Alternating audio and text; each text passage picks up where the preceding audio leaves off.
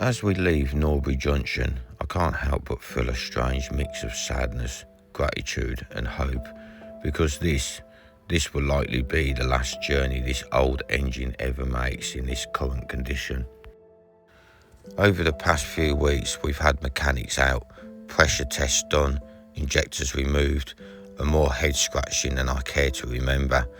The results finally gave us the answers we feared were coming. Cylinder number 4 was dropping right down to around 200 psi, with cylinder 3 falling below 300, while the other 2 cylinders remained healthy. Now, for anybody that doesn't know engines, that basically means the heart of this boat is getting tired.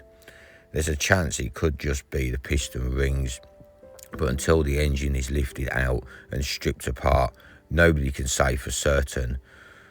And when your boat isn't just your hobby, but it's actually your home, taking a chance suddenly feels very different. Reliability matters when your whole life floats on the water.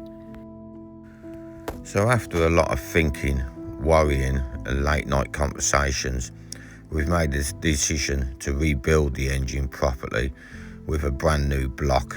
The block is the very core of the engine, the part where the pistons travel up and down thousands upon thousands of times.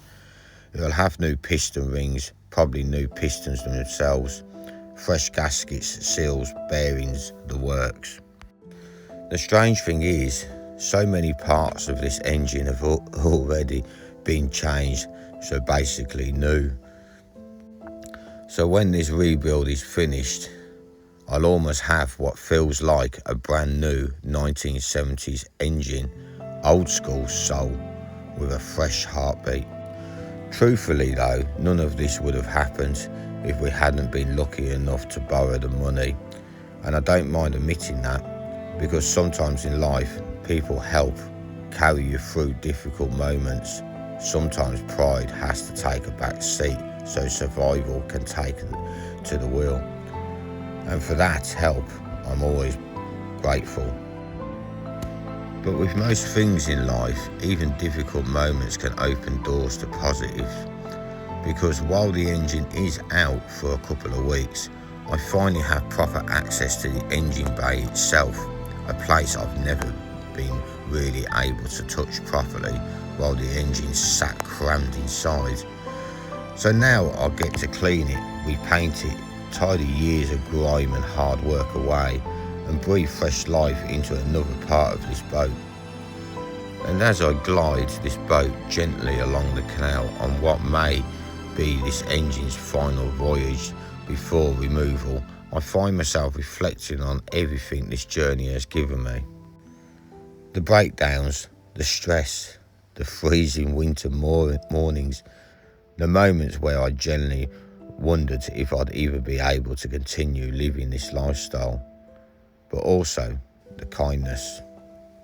The strangers who stopped to ask if I was alright, the boaters who offered tools, advice, tea, spare parts, or simply a conversation. The followers online who checked in and cared, the people who didn't have to help but chose anyway. That's what I remember the most. Because travelling these canals isn't just about moving a boat from one place to another, it's about the people you meet along the way, it's about the community, about slowing down enough to actually see the world around you again. I truly believe that what you give out in this life has a way of finding its way back to you. If you give out kindness, patience, good energy, or even just a few encouraging words, it matters more than you probably realise. Sometimes all someone needs is a small moment of warmth to keep them going. Even something simple as complimenting someone's jumper or asking how the day is going can lift a weight you would never even know they were carrying. The world could be such a better place if more people simply chose kindness whenever they had the chance.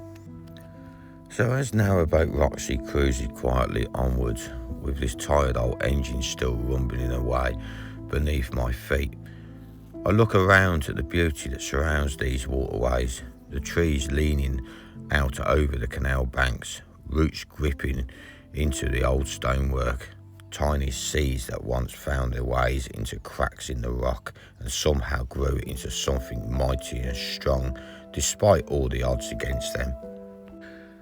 And maybe that's what this journey feels like too, a little battered, a little worn, but still growing, still moving forward. And as the evening light dances across the water and the birds sing from the hedgerows, I can't help but sit here in complete awe of it all, of nature, of history, of kindness, of resistance, and of this old engine carrying me onwards one final time before a brand new chapter begins.